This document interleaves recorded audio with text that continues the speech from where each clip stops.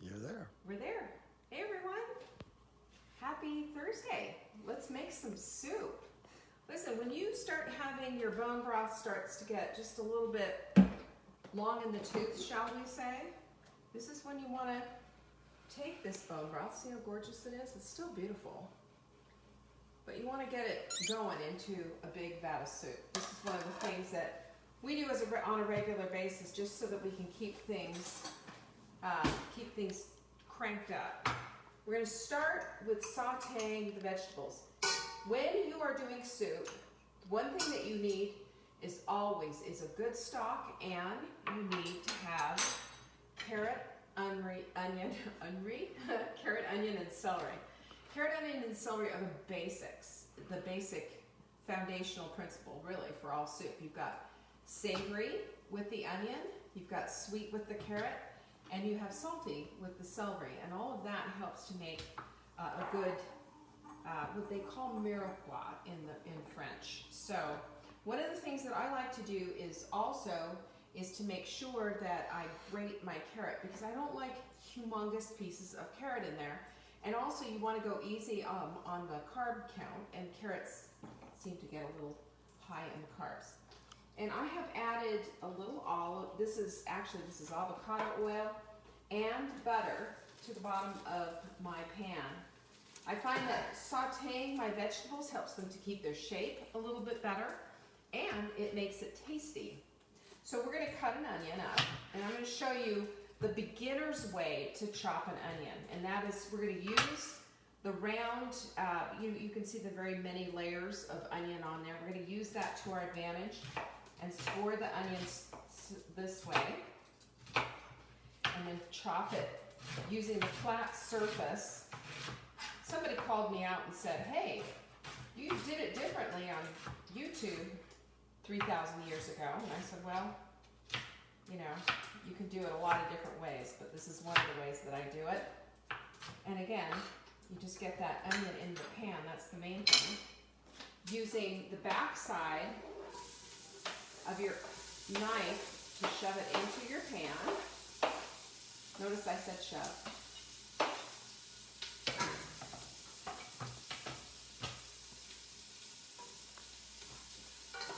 There you go, friends.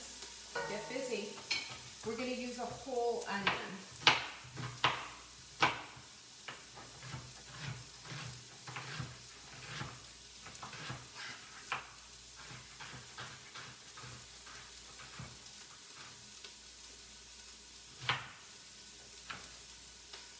There we go. And into the pan it goes. Yay!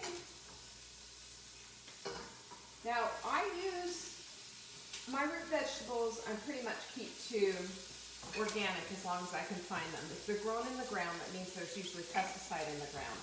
So I do that with the carrot, and I also do it with onions and potatoes and things like that. This is just crazy. There we go. That's better. So, and you want the ratio to be about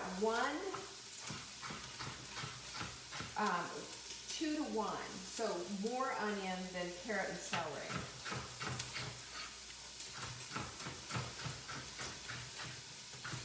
I actually could have done both of these celeries at the same time, but I didn't, so. And in they go. Take another one. I score it down the middle so that I don't get too big of chunks. And this is just going to be a basic, we don't have any cabbage? I thought we had cabbage. This is going to be just a basic soup. I'm not adding a whole bunch of stuff to it, so that I can have basic stuff and I can take it one batch at a time and season it and put different things into it.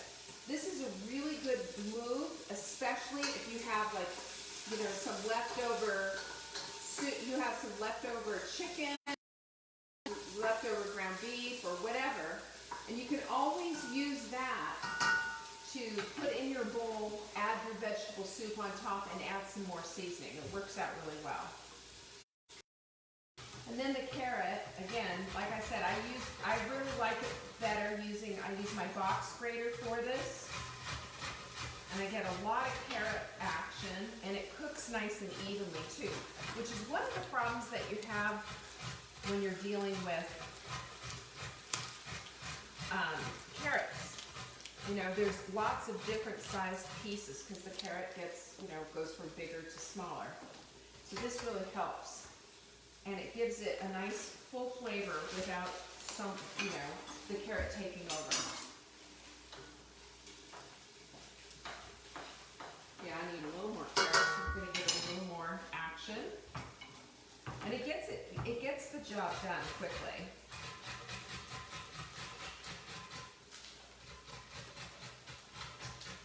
I keep these little nubs to myself.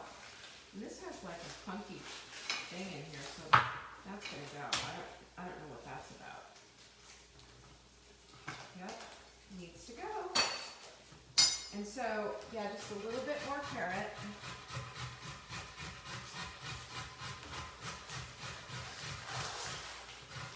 There we go. Let's see what we've got here. There we are. So, if you want to take a look at this, what we have is carrot, celery, and onion. Onion is the biggest vegetable in here. Carrot and celery are a little bit less. Now this is our basis. And we're going to just crank the heat up a little bit more.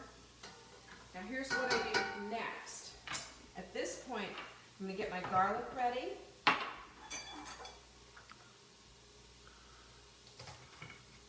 And using my garlic rocker, I'll crush the garlic. It's still going to have some pieces in it, but it's just so well worth it. Right in here. Now on the back of there, that's not skinned because it's already been de-skinned. So I'm just going to go ahead and add that in there. And somebody's going to get a big mouthful, a bigger piece of garlic. We don't care. In this house, it works out just fine. And give that a nice stir, and you can start smelling the fragrance of the vegetables and the garlic all coming together nicely. Okay, at this point we're going to season. I got a little bit of salt. I have a little bit of pepper.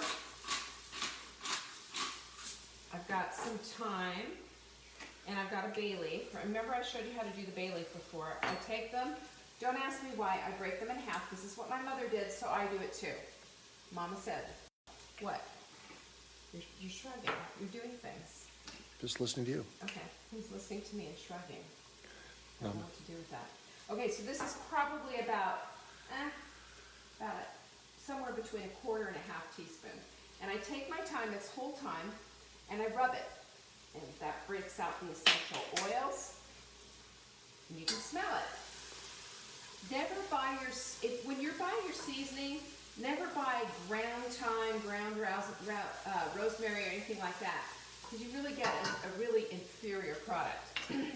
Now, I'm a cruciferous vegetable. I've got some cabbage, so I'm going to go ahead and add the cabbage right now. And again, you have, you know, in this cabbage you get bigger pieces. You know, you get the nice thin pieces, and then you've got the big, fat, sturdy ribs.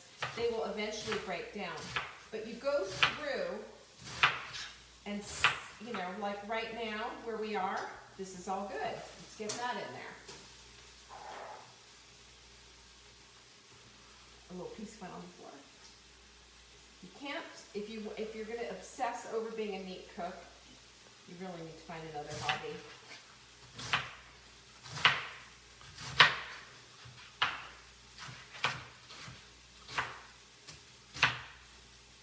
And I take those ribs and give them just a little extra chop, just simply because otherwise they're just really massive.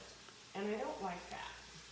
I like vegetable soup, but I like to have pieces of vegetables. I don't like one piece being bigger than others. There we go. That should do it.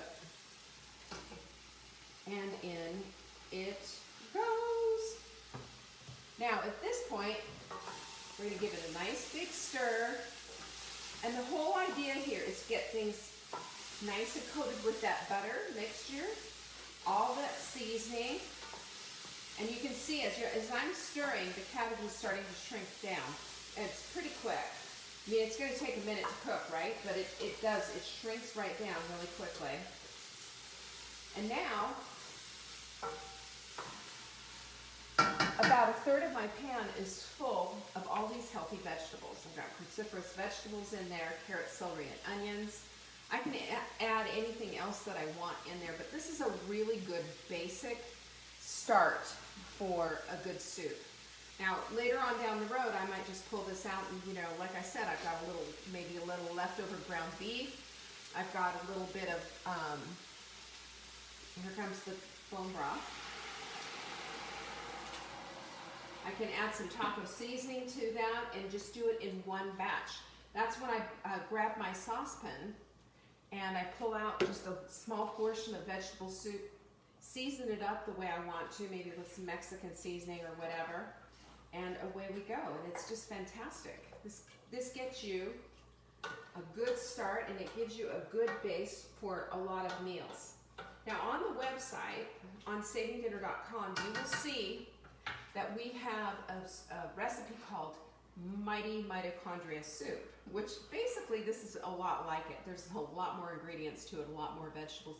And the whole thing is that your mitochondria, which is the little energy centers, if you will, of your cells, need this kind of nutrition in order to operate optimally. So we're doing everything in our power to help you have a delicious vegetable soup and make it with multiple different types of seasonings and proteins and flavorings so that it's not boring and you're not getting too bored. So you can check that out on the website. When you go to savingdinner.com, we have a little, you know, magnifying glass looking thing.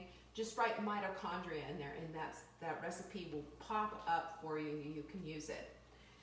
And one of the things that I like to do is when I make either have bone broth or have just a cup, a mindful mug of vegetable soup, it just gives me a minute to get centered and to really think about what I'm going to eat and to really enjoy my meal and to know that I'm giving my cells and my little mitochondria everything that they need. So if you want to get a mindful mug, all you have to do is spend $200 in our shop and get a bunch of good supplements that are going to help you out. And we will send you that mindful mug absolutely free with a little note. Just remember to write, and then if you're buying the Wise Women supplements, to write ships free and the promo code. As the promo code, you'll get the Wise Women supplements and the tea, all of that. And if it's over $200, you'll get a little mindful mug from me. That's what we have for you today. So I'll tell you what, I will be here tomorrow at 4 o'clock in the kitchen cooking something. You'll have to wait and see what it is. Thank you. I appreciate you. Peace.